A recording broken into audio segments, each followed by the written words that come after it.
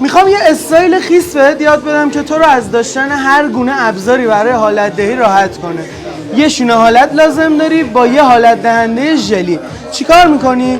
یه مقدار از این حالت دهنده ژلیه رو میزنی به انگشت دست خودت و توی دستت این حالت دهنده رو پخشش میکنی. بعد از اینکه پخش کردی میای حالت دهنده رو به مو انتقال میدی.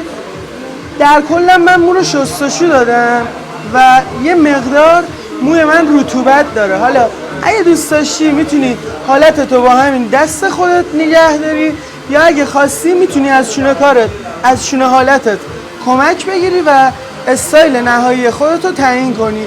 حالا آپشن این حالت دهی چیه؟ اینه که شما بعد از اینکه با مو ور میری و اون حالتتو میای تعیین میکنی خیلی راحت میذاری مو تو حالت خودش خشک بشه.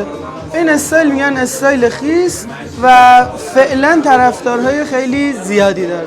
امیدوارم که این آموزش به کارتون بیاد. موفق باشید.